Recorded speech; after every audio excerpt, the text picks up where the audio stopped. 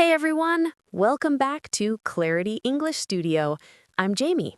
And I'm Alex. So, Jamie, I'm really excited about today's topic because I know it's something many of our listeners think about. Me too. Today we're talking about dating in English, how to navigate those conversations when you're getting to know someone. I know dating can feel nerve-wracking enough in your native language, and doing it in English adds another layer, but we're here to make it feel more manageable. Absolutely. We'll share practical phrases and real-life situations. Nothing too textbook, just authentic English you can actually use. So, let's start at the very beginning. Where do people typically meet potential dates these days? Well, dating apps are definitely popular, but I still love meeting people in person. There's something special about that face-to-face connection. I agree. So imagine you're at a cafe and you see someone interesting.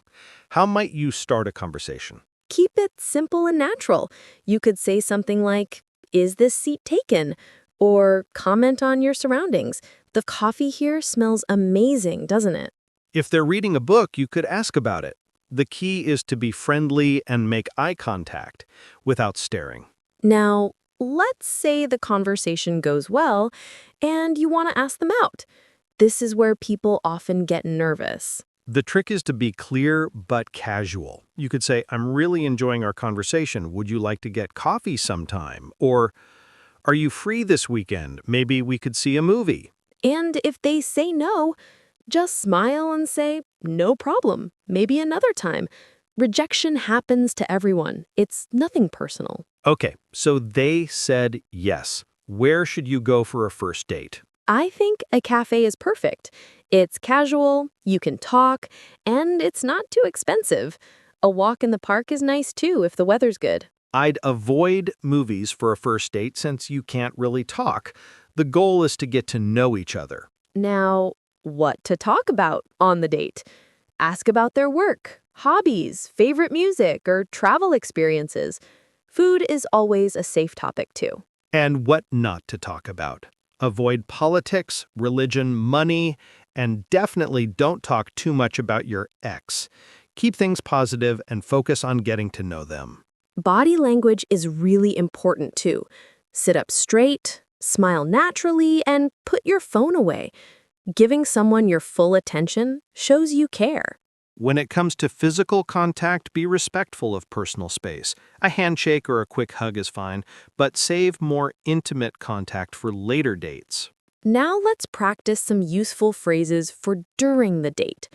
If they say something interesting, you can respond with, "That's really cool," or "Tell me more about that." If there's a quiet moment, don't panic. You can say, "This place is really nice, isn't it?" Or, "What are you up to this weekend?"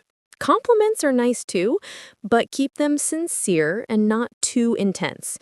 "You look nice today," or "I like your sense of humor," work well. As the date ends, if you had a good time, be clear about it. Say, "I really enjoyed this. We should do it again," if you're interested. If you're not feeling a connection, still be polite. "It was nice meeting you," gets the message across without being hurtful. About paying the bill, you can suggest splitting it by saying, "Shall we split this?" Or if you invited them, you might offer, "Let me get this one." After the date, if you like them, send a simple message like, "Hey, I had a really good time today," within a day or two. Let's talk about some common dating mistakes to avoid. First, don't just talk about yourself, make it a conversation. Also, if you're running late, always message them. And maybe don't drink too much. You want them to see the real you. Stay positive rather than complaining, be honest about who you are, and avoid talking about marriage and kids too soon. Dating culture does vary between countries. In the US, people often date casually at first before becoming exclusive. In the UK, people might be a bit more reserved, while Australians tend to be very casual and relaxed about dating. For online dating, read their profile carefully and mention something specific in your first message.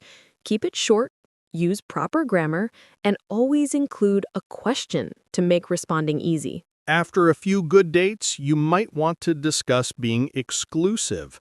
You could say, I'm not seeing anyone else. Are you? It might feel awkward, but clear communication is important. Let's review some key dating vocabulary. A crush is someone you like romantically. Hitting it off means connecting really well with someone.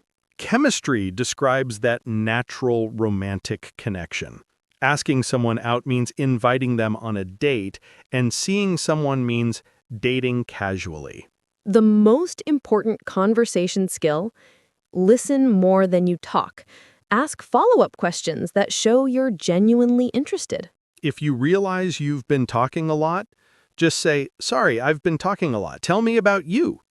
It shows you're considerate. Let's recap the key points. Be yourself, be polite, ask questions and actually listen, keep first dates light and positive. Communicate clearly without playing games. Put your phone away during dates, and if you're interested, show it. Remember that dating should be fun. Every date is practice, and even if it doesn't work out, you've practiced your English and learned more about what you want. You don't need perfect English. You just need to be genuine. The right person will appreciate you for who you are. We hope this helps you feel more confident about dating in English. Practice these phrases out loud, maybe with a friend. If you enjoyed this lesson, please subscribe to Clarity English Studio. We'd love to hear about your experiences in the comments.